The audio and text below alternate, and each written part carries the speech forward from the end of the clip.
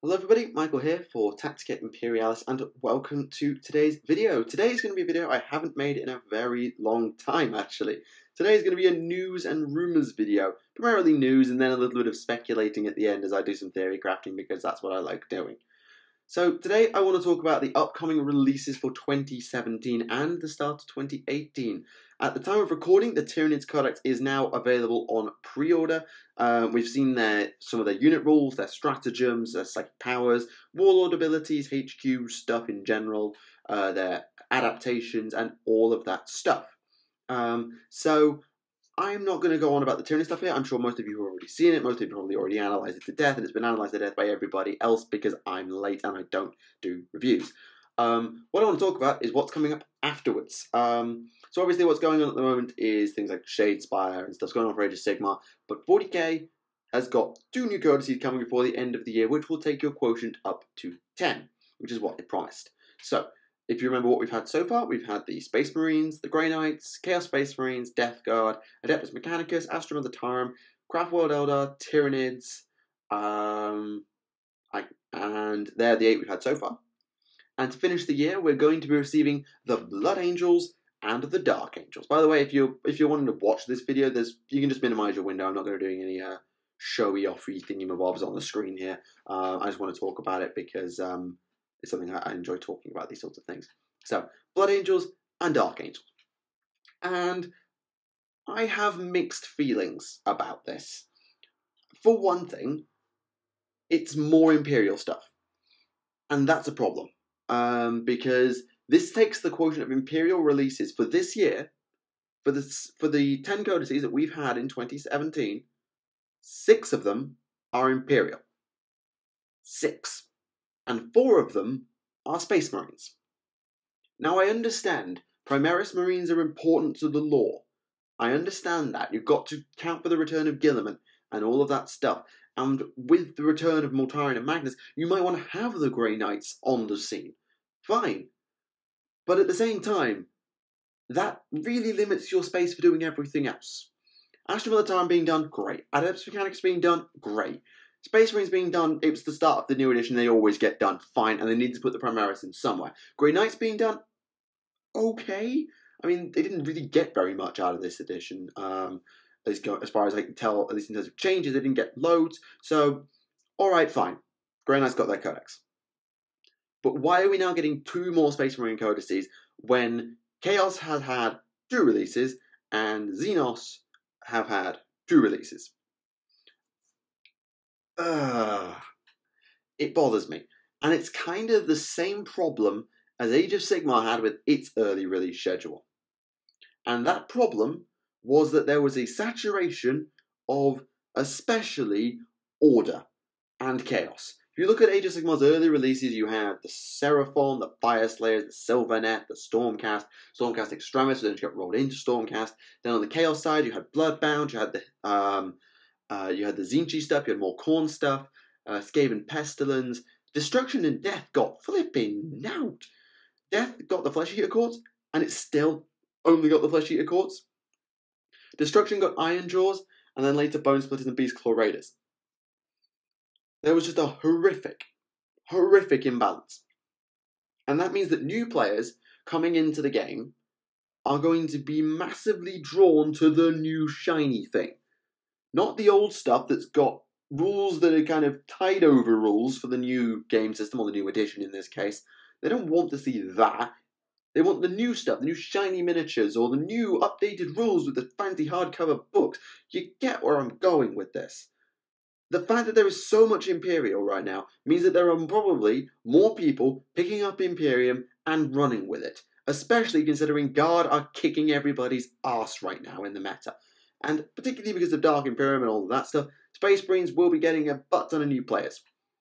Chaos will be getting a few, because Death Guard obviously comes in Dark Imperium, and the fact that Death Guard and Chaos both have a Codex means that there's something solid for players to work with. What have you got if you're a Xenos player? What have you got? You've got Eldar, Craftworld Eldar, so you've got one type of Eldar. Fine. You've got Tyranids. Fine. But what about Orcs? What about Tau? Genestealer Cults, Dark Eldar, Harlequins.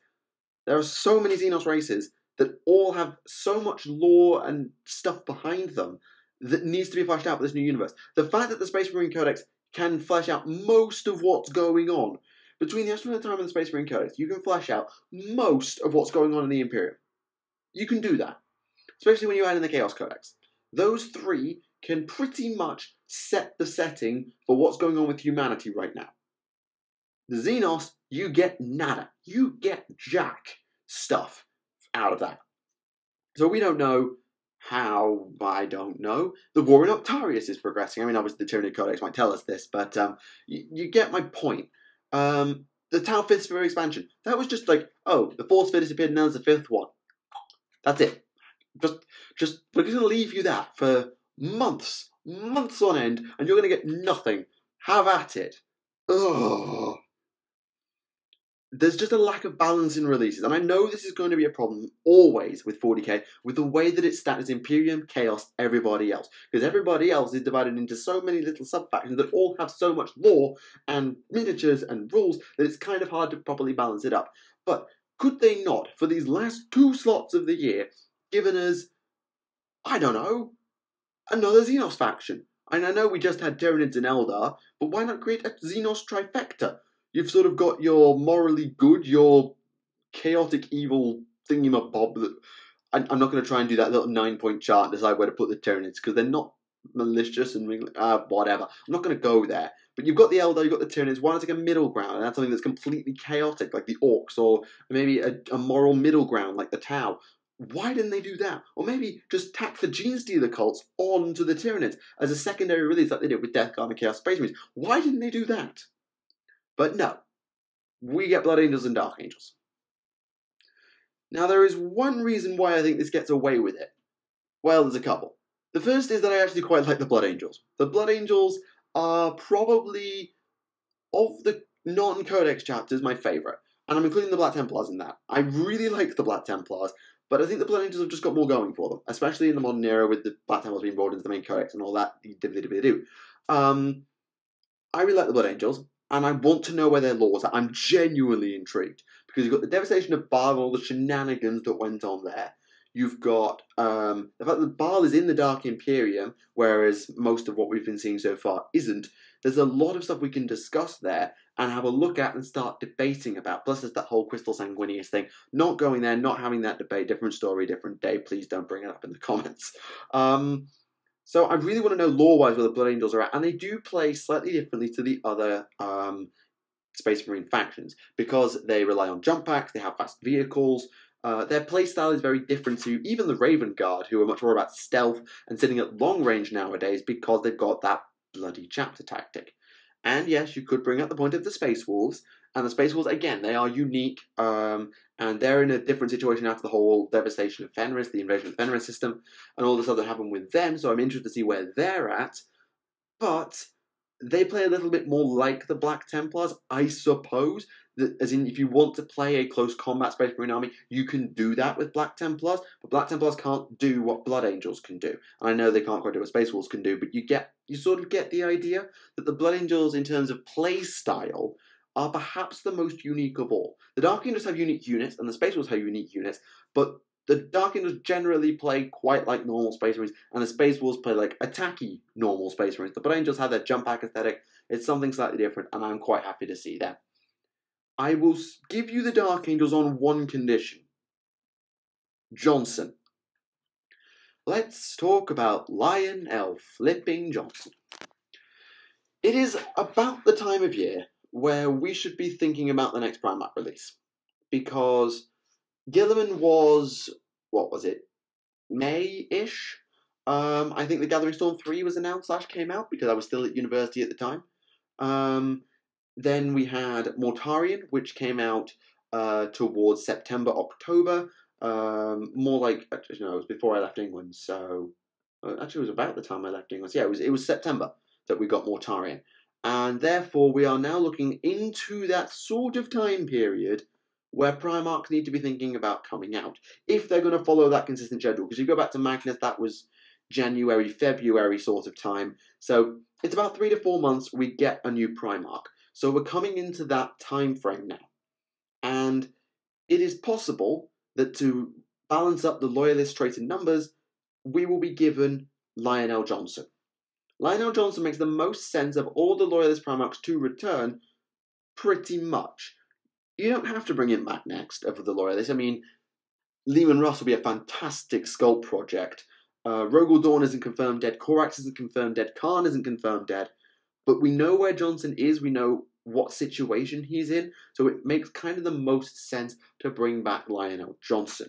And doing so also adds another dynamic in the fact that, well, how is Guilliman going to take that? How are those two going to get on? Because those two didn't exactly get on famously in Imperium Secundus. I mean, they got on maybe slightly better than Johnson and Sanguinius did, but they weren't exactly Bezzy mates, and we know that Johnson was gearing for War Master had he not been, stuck on the wrong side of the Imperium during the Horus Heresy. So maybe the return of Johnson introduces the idea of Guilliman actually being able to do what he does best, i.e., maybe instead of going out into the battlefield and kicking ass with the Emperor's sword, which he can totally do, by the way, of taking a bit of a backseat, becoming this administrator, and being the Lord Commander of the Imperium that the Imperium needs without going out in the battlefield and risking his life and kicking ass. He can still go out in the battlefield and kick ass, but he can do a little bit more admin and coordination and setting up for the Imperium to try and survive in this new age, with Johnson taking up the mantle of War Master and going out and taking names, because, that's what he does. And this also allows you to resolve the whole Luther arc, which has been one of the longest running arcs in probably 40k history, with Cypher, Luther, the Fallen. There is so much potential with the return of Lionel Johnson for new story arcs to be opened and old story arcs to be closed. There is so much potential, and that is why I want Lionel Johnson back. However, if Lionel Johnson doesn't return, then I am in the position where I'm questioning, why are we getting the Dark Angels now? Other than to be a bit acquiescent to some of the more of the Space Marine players. Because, as I already ranted earlier, that slot could have been saved for a Xenos slot. A slot for an entirely different race to get brought into the New Age. Whether that's Tau, or it's Orcs, or it's Dark Eldar, it's Harlequins, it's Gene Stealer Cults, whatever it's, I was saying, or even Necrons. I've not even mentioned the bloody Necrons this entire video, because I forgot the Necrons existed for about 10 minutes. You get where I'm going. I really do think that slot, if it's not been made specifically for the return of Lionel Johnson, could have been better spent on a Xenos slot. Why am I saying Xenos slot and not Chaos slot? Because January, the first Codex of 2018, is a Chaos release. It's going to be demons. And I'm glad to see this. Because it's nice to see armies that aren't Space Marines within factions. So like Guard and Admech, but getting codices is great. And demons getting codices is going to be great as well. There is whispers of Fulgrim, and that's the other way that Johnson not coming out is justified, and that's if Fulgrim is on his way, because we know Fulgrim's back, he's causing shenanigans, and there was a bit in the rumour engine that made a few people think, oh, is Fulgrim coming back? Because it was quite serpentine in appearance. I don't know, it's probably nothing, but if it is Fulgrim, then that explains why there's no Johnson, although that does increase the Loyalist trait to imbalance, and putting Fulgrim in the Demon Codex as opposed to the Chaos Codex would be an interesting choice, but it's something that they can do. Now, how are demons going to function? I'm honestly not sure, because if you go canonically, you'll get the 4 different traits for Khorne, Nurgle, Tzeentch, and Slaanesh. But then they also hate each other. So you might have it that the Khorne trait has a negative involving Slaanesh. So maybe, I don't know, maybe Slaaneshi units are slightly slower, or you cannot have your hero within so much difference of a Slaaneshi hero. Or maybe you'll just get abilities that do damage to enemy Slaanesh models, as has been the case in the past.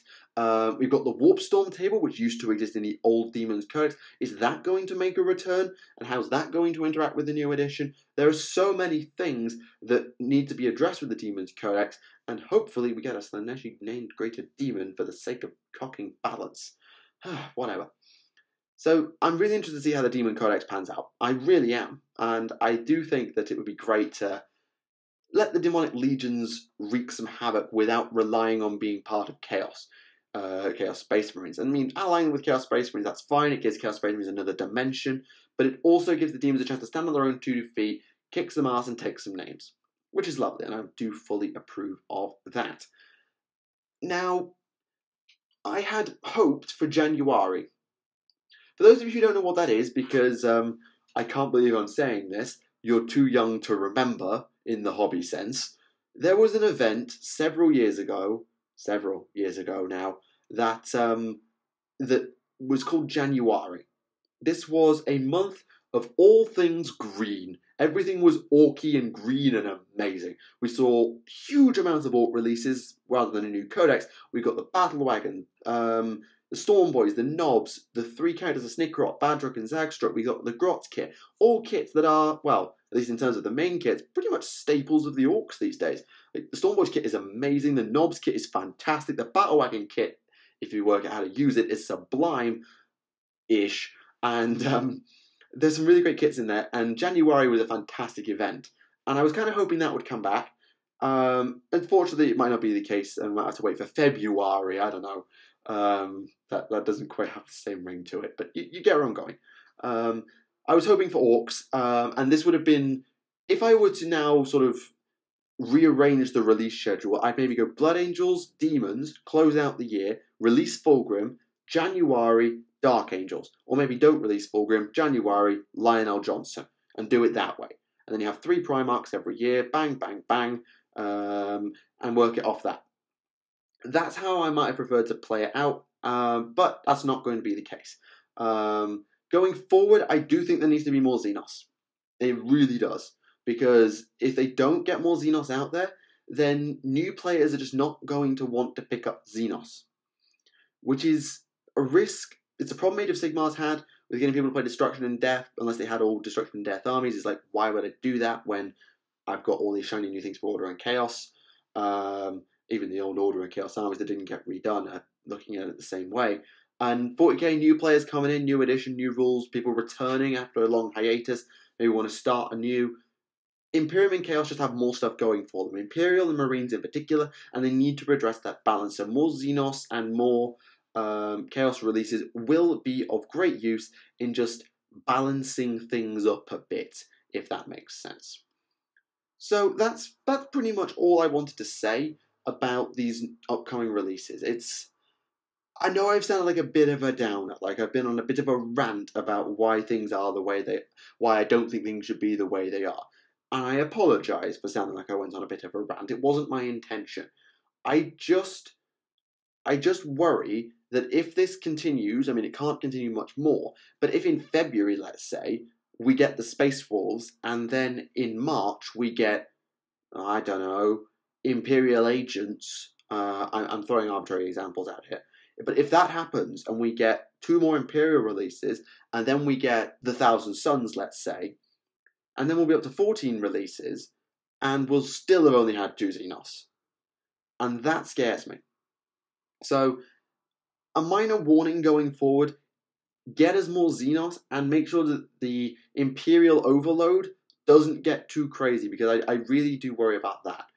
Other than that, yeah, I think that's all I want to say about the releases, but I want to close on a positive, and I will do that by praising the releases in general. By that, I mean that they have been quick, they have been well announced, they have been well previewed, they've helped build hype. Admittedly, we haven't had many miniatures, but that's because it's not been designed that way. At least for the moment, it's more about getting the books updated than it is getting the models redone. And I have to give a lot of credit to Games Workshop for the way that they've handled this release schedule. It's clear that they've learned their lessons from the slow releases of Age of Sigmar, where there wasn't much hype put behind it, maybe because Warhammer community didn't exist.